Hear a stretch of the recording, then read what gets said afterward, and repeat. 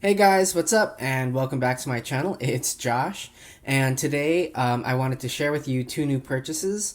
As I'm sure you can tell by the boxes, these are JDM watches, purchased from one of my favorite online stores, Seiya Japan. Not sponsored, but I love Seiya so much. Sometimes I get into these phases where like I just have to, everything is about watches and I just want more watches and watches and watches and watches. And then other times I'm like, could not care less, completely happy with what I have. And so I've kind of hit that, like I've bought three new pieces in the last couple of weeks. The first, of course, was my SARX055 Snowflake. And these two just came in the mail this week.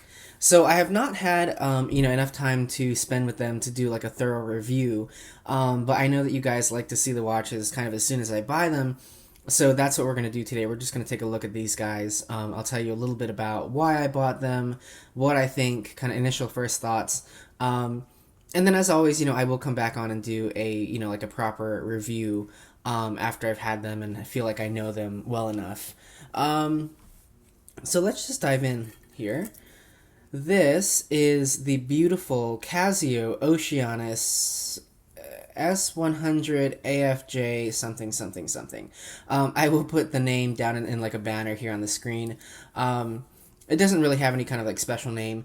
I have just lusted after this watch for probably the last 2 years. And it's never been, every time I'm ready to spend, even $500 on a watch, there's something else that I would rather, that I've either been saving up for, and that $500 kind of, puts me over the edge where I can buy it, or, I just, there's something else that I want more. I wanted more at the time. But this time, I figured if I don't do it now, I'm never going to buy it. It's never going to happen. And so I figured I might as well just bite the bullet. Well, two reasons also that I did end up biting the bullet on this one. So if you don't know anything about this is the Casio Oceanus. It's sort of their their higher end line for Japan, where we have the Edifice line basically. They get Oceanus, although I do think that they get Edifice as well. But anyway, you can't get the Oceanus, through the regular retail channels here in the United States. So this is something that, again, like I had to order it from Japan, and so I don't know, it was just never something that I was willing to, felt like it was the right time to buy in the past.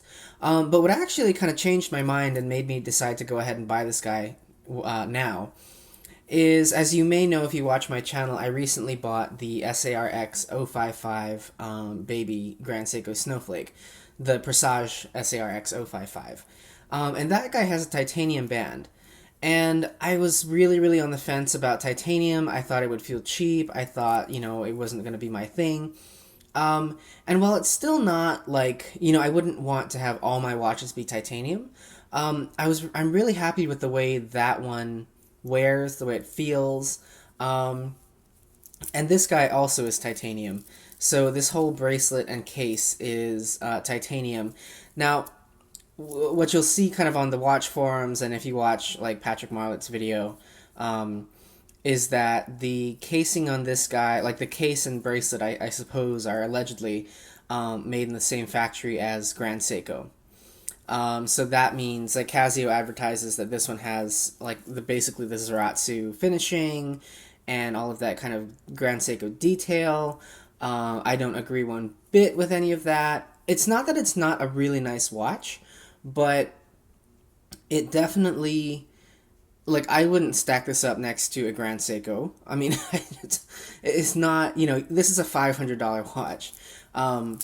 You're not going to get the same level of fit and finish as a, $5,000 Grand Seiko.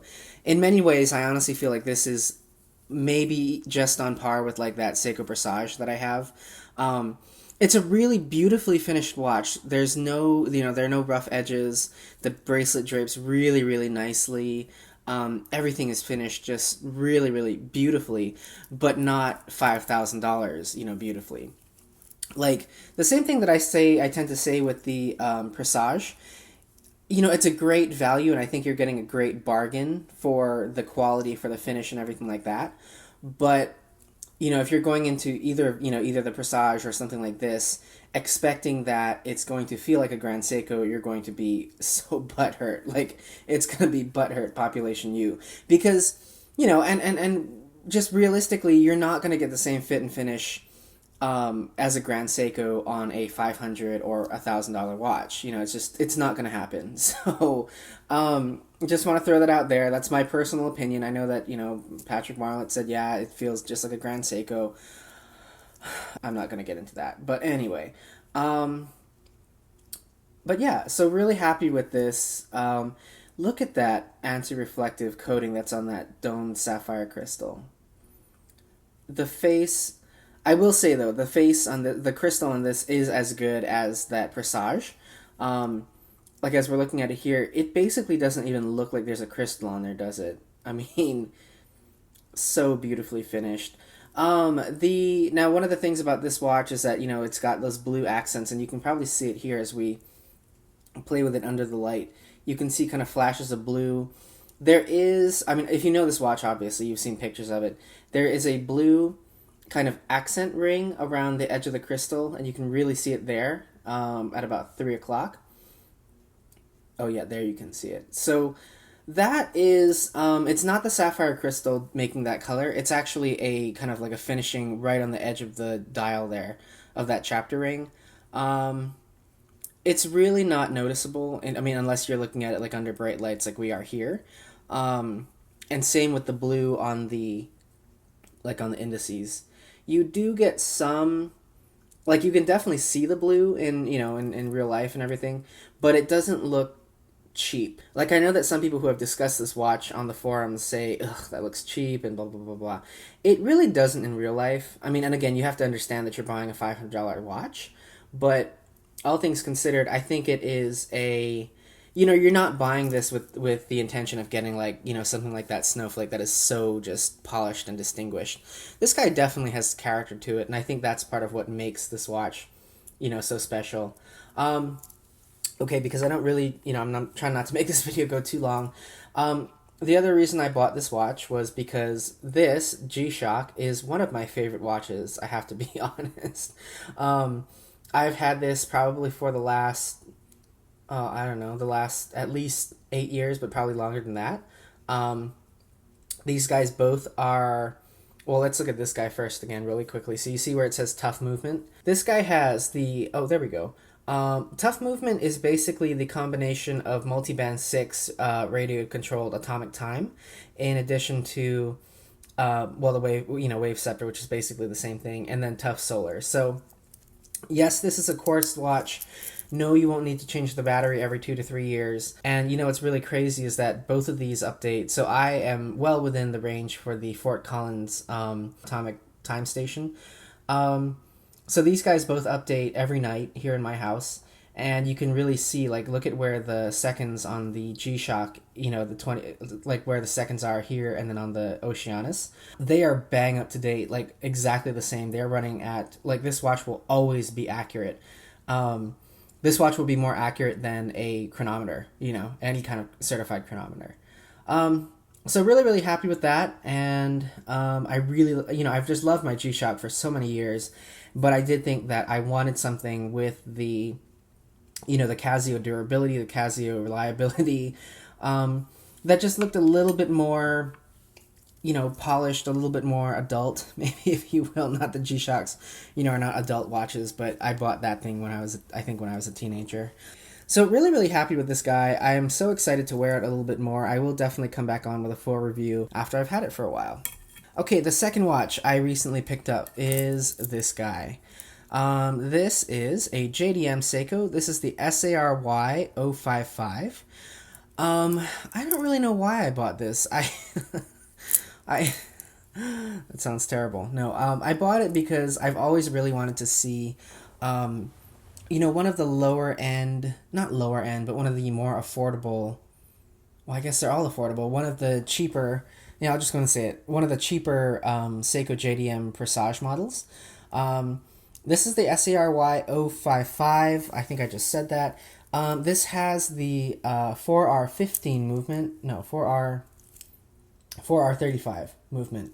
I was getting confused with the 6R15. Now online, you'll see a lot of people comparing this guy to the SARB, the SARB, the kind of the more well-known watch, and the SARB does use the SR. Oh my goodness, the 6R15 movement. You know, whether or not the 6R15 is worth another like $200 to get the SARB 033 or 035 on top of this, is really your call. I see the thing for me though is that like if you're already spending like $400 to $500 on the SARB, I would rather you just spend the extra $200 $200 to $300 and get the SARX, which I talk about quite a bit on my channel. But really, I wanted to see something from the lower end of Seiko in their Japanese line, and I'm actually really impressed. So this is going to become John's watch because I'm never going to wear this, but he thinks it's amazing. And I really wanted to see a couple things. So the bracelet, I wanted to see how that looks on a JDM, Seiko Presage. And I have to say, you guys, I bag on Seiko for their bracelets a lot. I bag on them and I bag on Tissot because the U.S. market Seikos have some of the worst bracelets you'll see out there. This guy does have a stamped clasp, so that's one kind of knock against it. But the links on this watch, you guys, are so sharp. They feel, and not sharp in a bad way, sharp in like they're so finely machined. The finish is really nice. The way they drape is really nice. You don't get any of that really hollow feeling or sound. I don't know if you can hear that. This bracelet just feels really nice. The only complaint I have about it is, of course, the stamp clasp. But you guys, this watch was also $294. And for that, you're getting an automatic watch. You're getting a sapphire crystal here on the front. You're getting an exhibition case back. And you're getting I have to say, a really nice bracelet. I mean, not really nice in the bigger picture of things, but really nice at $294. Like, this bracelet feels way nicer than the stock bracelet on my Tissot C-Star 1000 from 2018. I'm really impressed with this. Solid end links, really sturdy feeling bracelet, really nice. Like, this is definitely one of those watches where you could, this looks really phenomenal on a brown leather strap, but you definitely don't have to put it on a brown leather strap for it to, for it to feel good. So I am really impressed with this. I'm glad I have it. Again, my collection, I think I've said this before, but just in this video here, my collection is not about having, 10 million different Rolexes. And if your collection is about that, then you need to reevaluate your priorities in life. But my collection is about really having all kinds of different watches, all different price points, all different walks of life and manufacturers and whatnot. Personally, I think it's boring when you have all of the same type of watch. So, I really wanted to have, something that's radio controlled, but still very finely crafted. I have, we have Seikos at all different price points, and now this kind of completes my Seiko, the lower end of my Seiko line, because I've got, like the $200 US market watches, and now I have a, $200 to $300 JDM market watch. Which, by the way, if I got this at $500, like if you would charge me $500 for this, I would be completely happy, because this is, the build quality on here is just phenomenal. And I really can't overstate that, what a value this watch is. Whether or not you like the movement, again, that's something very subjective. If you don't like the 4R35, actually, I have to, correction, 4R36, because we have the day here in the date window. So 4R36, not 35. And you can see that as we cycle through, it goes from English to Japanese. Really cool. Love that about it. So anyway, but yeah, overall, I'm really happy to have this. I think it's going to make a great addition to my collection. I can see the timer ticking down here at 20 minutes. So I'm going to end it there, you guys. I will come on and definitely do, full reviews of both of these once I have, once I have a better opinion of it. With this one, I will do a comparison between the 055 here, the SARY055, and then the SARX055. And that should give you guys some idea of what the difference between a $200 to $300 Seiko and a $900 to $1,000 Seiko is. So that's about it, guys. Thanks so much for watching another video. I always appreciate you being here. It means a lot to me, you guys, that so many of you have kind of, come and join the channel, come and join me over on Instagram. I really appreciate all of the interaction and all of, the fun times that we all have together. So that's about it. Thanks so much for watching. I will see you next time. Take care.